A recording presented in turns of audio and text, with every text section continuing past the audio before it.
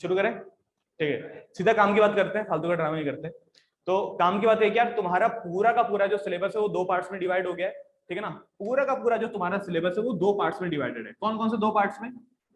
एक को दिया है टर्म 1, ये रहा टर्म फर्स्ट, और एक है सेकंड टर्म। टर्म 1 और टर्म 2, फर्स्ट टर्म और सेकंड टर्म। जैसे कि पहले होता था, आज से 5-6 साल पहले ऐसे पेपर होते थे कि यार पूरा का पूरा जो तुम्हारा सिलेबस है ना वो दो पार्ट्स में डिवाइड कर दिया। कुछ हिस्सा पहले पार्ट में आता था, कुछ हिस्सा सेकंड पार्ट में आता था। फिर जैसे जैसे पता नहीं कुछ एजुकेशन पॉलिसीज बनती गई, जैसे फिर 10th में बोर्ड का स्टार्ट हो गया लगना, तो उन्होंने क्या कर दिया कि यार पूरा का पूरा जो सिलेबस है वो एक ही बार में देना शुरू कर दिया, ठीक है ना। अब लेकिन यही चीजें जो 6-7 साल मतलब 5-6 साल पहले खत्म हो चुकी थी, अब इसको दोबारा से रिपीट कर रहे हैं, दोबारा से वही बात कर रहे हैं कि पूरा का पूरा सिलेबस जब हम दो पार्ट्स में डिवाइड करेंगे और फिर दोनों पार्ट्स में तुम्हारे पेपर होंगे। अच्छा, टर्म 1 का पेपर कब होगा? वही यार, टर्म 1 का जो पेपर वो तुम्हारा होगा नवंबर दिसंबर में, ठीक है ना।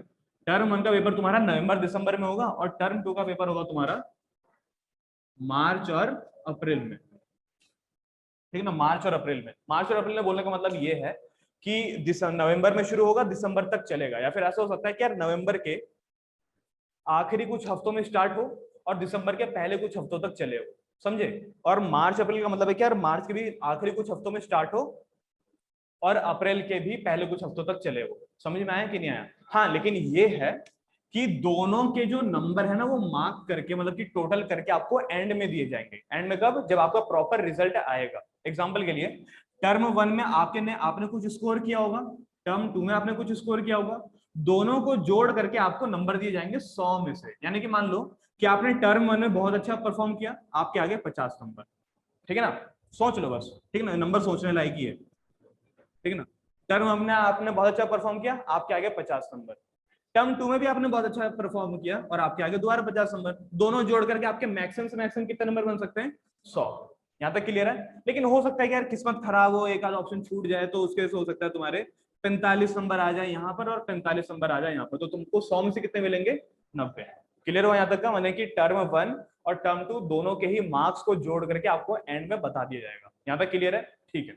एक और इंपॉर्टेंट बात ये है कि यार जो पहला टर्म है ना, पहला टर्म, ये जो टर्म नंबर 1 है, फर्स्ट टर्म बोल लो, ये जो पेपर होगा ये होगा तुम्हारे ऑब्जेक्टिव टाइप, और ये जो टर्म 2 है ये कैसा होगा तुम्हारा? सब्जेक्टिव।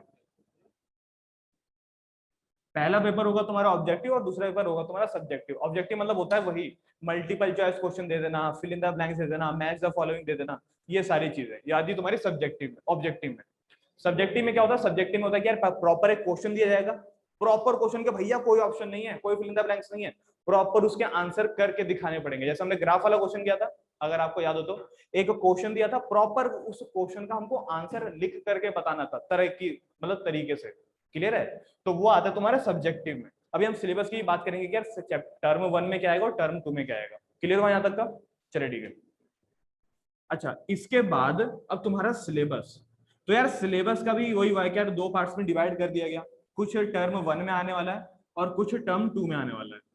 अब टर्म 1 में कौन कौन से चैप्टर आने वाला है, अगर 9th क्लास के हिसाब से बात करें तो टर्म 1 में कौन कौन से चैप्टर आने वाले? तो देखो, चैप्टर छोड़ो, हम बात करते हैं यूनिट्स की। यूनिट मतलब क्या होता है?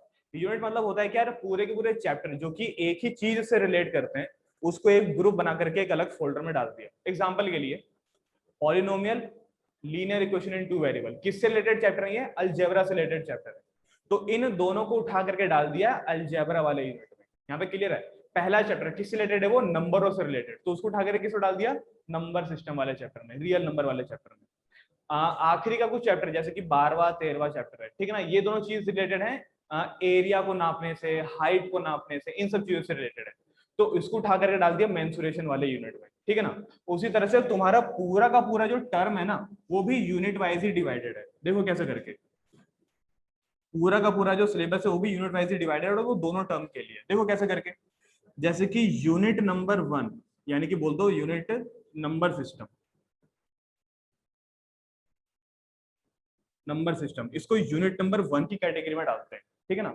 यूनिट नंबर 1 में क्या आता है बच्चों? यूनिट नंबर 1 में आता है तुम्हारा chapter number 1, only chapter number 1, और उसका खुद का नाम नंबर सिस्टम ही है, उसका खुद का नाम ही नंबर सिस्टम है। समझ में आया कि नहीं आया? ठीक है। यूनिट नंबर 2 का नाम क्या है? तो यार यूनिट नंबर 2 का नाम है अलजेब्रा, और मोस्ट इंपॉर्टेंट यार, यूनिट नंबर 2 का नाम है अलजेब्रा, मोस्ट इंपॉर्टेंट। इसमें से क्या क्या आने वाला है? तो इसमें से आता है तुम्हारा चैप्टर नंबर 2, चैप्टर नंबर 4। यहां तक क्लियर है? Chapter number 2, chapter number 4। लेकिन इस बार क्या किया गया, यूनिट नंबर 2 में जो अलजेब्रा है ना, चैप्टर नंबर 2 और चैप्टर नंबर 4, इसमें से चैप्टर नंबर 2 हटा दिया गया। चैप्टर नंबर 2 अब तुमको फर्स्ट में देखने को नहीं मिलता। हालांकि ये लेगेसी चलती हुई आ रही थी कि यार हर बार जो फर्स्ट में दिया जाएगा उसमें चैप्टर 2 तो होगा ही होगा, लेकिन इस बार उन्होंने चैप्टर नंबर 2 हटा दिया। अब यहाँ पर आपको सिर्फ चैप्टर नंबर 4 ही देखने को मिलेगा, लीनियर इक्वेशन। समझ में आया कि नहीं आया? तो चैप्टर नंबर 2 कब आएगा? चैप्टर नंबर 2 आएगा तुम्हारे सेकेंड टर्म में, पॉलिनोमियल। चैप्टर नंबर 2 आएगा तुम्हारे सेकंड टर्म में पॉलिनोमियल के नाम से। समझ में आया यहाँ तक का क्या हुआ? अच्छा, इसके बाद आता है तुम्हारा unit number 3, coordinate geometry. Unit number 3 coordinate geometry.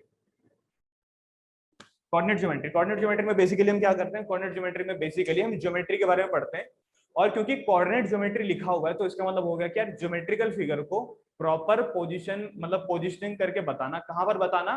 Cartesian plane पे या फिर कोऑर्डिनेट प्लेन पे। तो उसी पूरी की पूरी मैथमेटिक्स को हम लोग कहते हैं कोऑर्डिनेट ज्योमेट्री। और क्योंकि इसमें कुल मिलाकर के सिर्फ एक ही चैप्टर है, चैप्टर नंबर 3, और कोई चैप्टर इसमें इन्वॉल्व ही नहीं है, तो चैप्टर नंबर 3 यानी कि कोऑर्डिनेट ज्योमेट्री वो सिर्फ तुमको टर्म 1 में देखने को मिलेगा, टर्म 2 में ऐसा कुछ भी नहीं आने वाला है। ठीक है? अच्छा, इसके बाद आता है तुम्हारा यूनिट नंबर 4, मेंसुरेशन। ओ सॉरी, जियोमेट्री, सॉरी जियोमेट्री। ठीक है ना? जियोमेट्री में क्या क्या देखने को मिलेगा तुमको? तो यार देखो, सब एक तरफ, ज्योमेट्री एक तरफ। भैया ये बहुत इंपॉर्टेंट है, ये बाकी सबसे ज्यादा नंबर कैरी करता है, फिर ज्यादा मार्क्स कैरी करने वाला चैप्टर है। मतलब कि अगर आपने बाकी में भी अच्छे से ध्यान दिया तो कोई बात नहीं, बाकी भी आसान आसान से चैप्टर है, इसमें आप जितना अच्छा ध्यान दोगे आपको रिवॉर्ड भी उतना तगड़ा ही मिलेगा। समझ में आया कि नहीं आया? ज्योमेट्री बहुत तगड़ा है और बहुत अच्छे से आपको नंबर भी ला करके देगा। यहाँ तक क्लियर है? बस एक शर्त है यार, जब मैं ज्योमेट्री पढ़ाऊंगा ना तुम लोगों को, प्लीज यार डेडिकेशन के साथ पढ़ना, एक एक कंसेप्ट को सही से समझना। क्योंकि अगर ज्योमेट्री हाथ से निकल गई तो भैया इतना समझ लो कि 20-25 नंबर हाथ से निकल गए। समझ लो 20-25 नंबर का मतलब, 20-25 नंबर का मतलब 20-25 नंबर हाथ से निकल गए भैया, हाथ से। तो ज्योमेट्री में अच्छे से ध्यान देना। अब इसमें चैप्टर कौन कौन से आते हैं तुम्हारे? इसमें आता है वैसे chapter number 5, chapter 6, chapter 7, chapter 8, chapter 9, chapter 10। कुल मिलाकर के ज्योमेट्री वाले यूनिट में से ना इतने चैप्टर आते हैं। लेकिन सीबीएसई वालों ने क्या करा पता है? सीबीएसई वालों ने यहाँ पर भी कटौती करी है। क्या बात की कटौती करी है? चैप्टर की कटौती। कह रहा है कि यार हम ना अब से इस चैप्टर को 9th क्लास में नहीं पढ़ाएंगे। कौन कौन से चैप्टर को? एक 5वां चैप्टर और एक 9वां चैप्टर, इसको 9th क्लास में से हटा दिया गया है। इस बार के सिलेबस में से चैप्टर नंबर 5 और चैप्टर नंबर 9 को डिलीट कर दिया गया है। चैप्टर नंबर 5 का नाम क्या है? चैप्टर नंबर 5 का नाम है यूक्लिड ज्योमेट्री। और चैप्टर नंबर 9, हालांकि मेरी तरफ से तो वो इंपॉर्टेंट चैप्टर था लेकिन अब उसको डिलीट कर दिया गया है। चैप्टर नंबर 9 का नाम था area related to parallelograms and triangle. मेरे हिसाब से वो इंपॉर्टेंट चैप्टर था, डिलीट नहीं करना चाहिए था, लेकिन उसको कर दिया गया है। कोई बात नहीं, चलो ठीक है।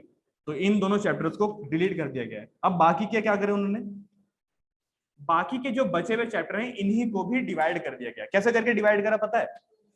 कि 6 और 7 पहले टर्म में आएंगे और बाकी के 8 और 10 दूसरे टर्म में। ठीक है? 6 और 8 पहले टर्म में, बाकी के 8 और 10 दूसरे टर्म में। 6 और 8 कौन से चैप्टर है तुम्हारे? चैप्टर नंबर 6 का नाम है lines and angles, chapter number 7 का नाम है triangles. Most important chapter, basic geometry मान लो। इतना बेसिक कि अगर आपने ये छोड़ दिया ना तो ये तो बिल्कुल भी समझ में नहीं आने वाला, ये तो एकदम सर के ऊपर से जाने वाला है। सो क्लियर है कि नहीं है? यानी कि यार इस पे कमांड बिठा लो, ये अपने आप समझ में आ जाएगा। अच्छा, ये तो हो गया तुम्हारा ज्योमेट्री। ज्योमेट्री के बाद आता है तुम्हारा मेंसुरेशन।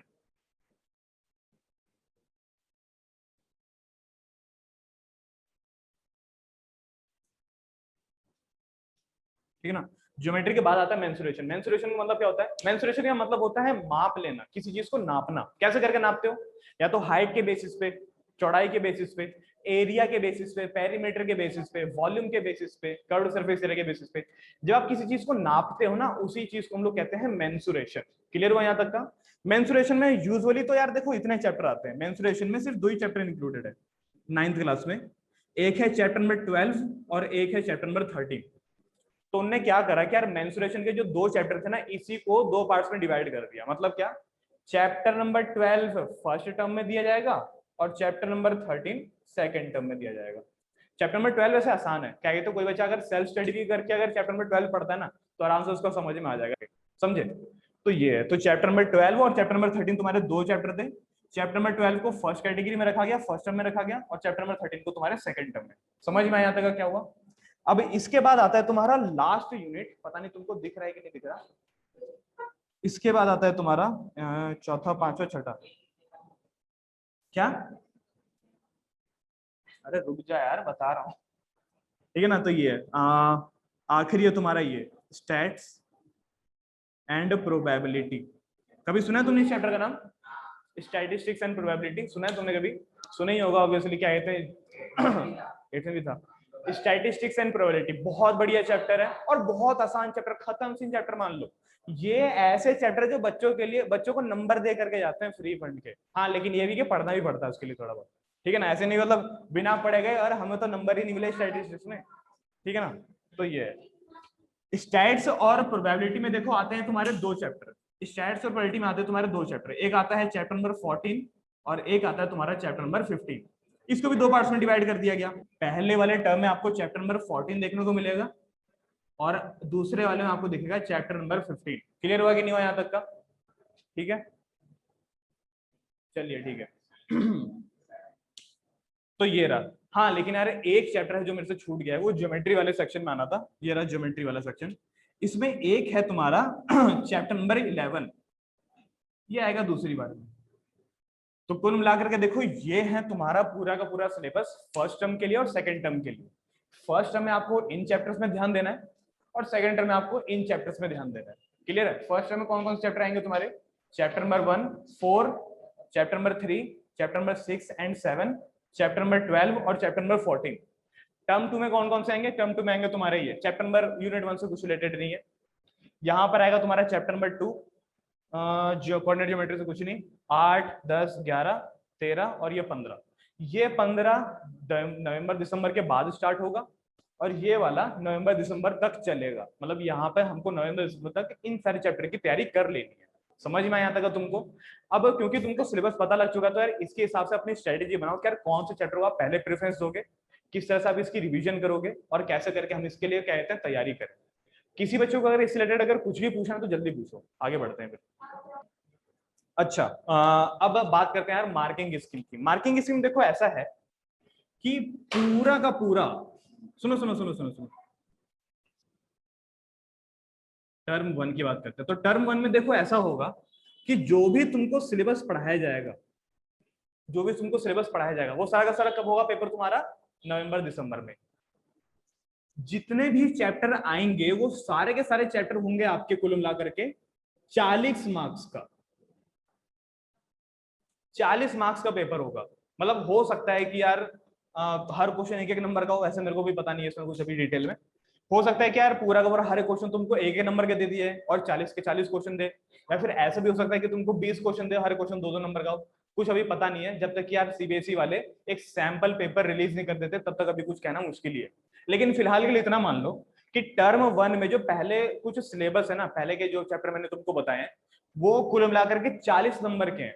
अब मैंने तुमको बता दिया कि सिलेबस तो मतलब नंबर तो 50 नंबर का होता है, पहला टर्म तो 50 नंबर का होगा। पहला सिलेबस जो है वो 40 मार्क्स का आएगा और बाकी के 10 मार्क्स पता है कहां से मिलेंगे, सुनो सुनो सुनो, पूरा टर्म 1 50 नंबर का है, समझो पूरा टर्म 1 50 नंबर का है।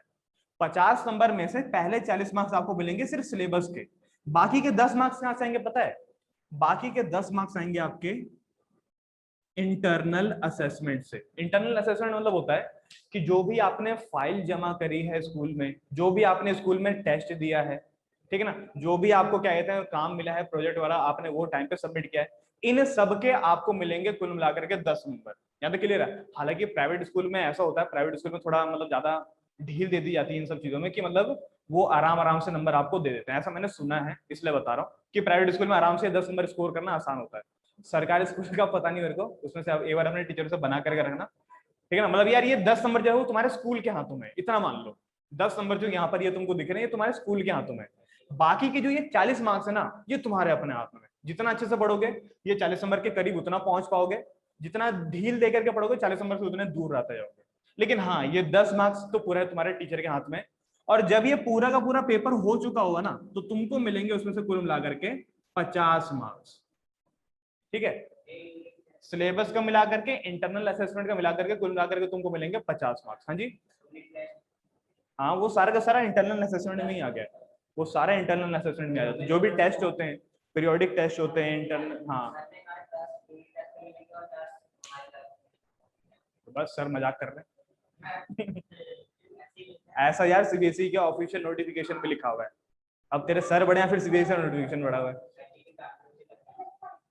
अब जो भी हो, हमारे स्कूल में है पीरियोडिक असाइनमेंट 2 अगस्त को। तो भैया जिसका भी हो, सुनो सुनो, जिसका भी पीरियोडिक असाइनमेंट अच्छे से देना और बेहतरीन तरीके से देना, ताकि ये 10 नंबर तुम्हारे कम से कम अपने हो। यहाँ तक क्लियर है? अब यार उन्होंने बनाया ही ऐसा, तो करें क्या बताओ। अब टीचरों की खातिरदारी तो करनी पड़ेगी ना 10 नंबर के लिए। अब चाहे तो 10 में नहीं मोल लो, कह रहे नहीं कर रहे कुछ भी, या तो देख लो अच्छे से।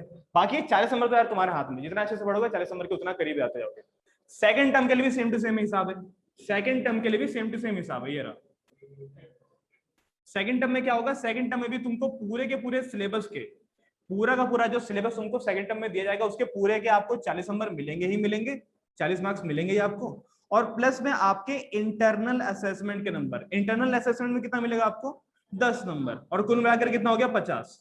यहां तक क्लियर है? और जब फाइनल रिजल्ट डिक्लेयर होगा तब क्या होगा पता है, तब इन दोनों को ही कंबाइंड कर दिया जाएगा। 50 यहां से मिल गया, 50 यहां से मिल गया, कुल मिलाकर कितना हो गया बच्चों, 100 नंबर। ठीक है ना, ला सकते हो तो बहुत अच्छी बात है, कोई दिक्कत नहीं है। क्या हुआ, कोई बात नहीं, ला सकते हो तो बहुत अच्छी बात है, कोई प्रॉब्लम नहीं है। लेकिन अगर नहीं भी ला पाए तो करीब करीब इसके करीब करीब तो ला सकते हो ना, बस ठीक है। ठीक है ना, क्या पहला पेपर, पहले टर्म का पेपर ऑनलाइन होगा, दूसरे टर्म का पेपर आपका ऑफलाइन ही होगा, ऐसा सरकार ने खुद बोला है। लेकिन इसकी भी कुछ कंडीशन है। लेकिन कंडीशन ये कि अगर सिचुएशन तब तक खराब रहती है, मार्च अप्रैल तक अगर सिचुएशन खराब रहती है, तो मार्च अप्रैल में भी जो पेपर होंगे वो ऑनलाइन ही लिए जाएंगे और ऑब्जेक्टिव फॉर्मेट में ही लिए जाएंगे। ठीक है ना। लेकिन हाँ ये भी उसने मेंशन किया हुआ है कि अगर सिचुएशन अभी सही हो जाती है, अभी अचानक से कोरोना वायरस गायब हो गया, ठीक है ना। ऐसे कैसे, मान लो कि यार किसी वजह से अगर सिचुएशन अच्छी हो जाती है, और ये अच्छी बात है, ठीक है ना, सिचुएशन अगर अच्छी हो जाती है, ठीक है ना, हालांकि बच्चों के लिए खुश। हाँ अगर अभी सिचुएशन एकदम अच्छी हो जाती है, तो यार ये जो नवंबर दिसंबर का होने वाला पेपर है ना, ये भी ऑनलाइन नहीं होगा, ये भी ऑफलाइन होगा, और वो भी सब्जेक्टिव होगा, मजा आ जाएगा। ठीक है ना, तो ये है। किसी बच्चों को इससे रिलेटेड अगर कुछ भी पूछना हो तो जल्दी बताओ, मैं चैट पढ़ लेता हूँ जब तक।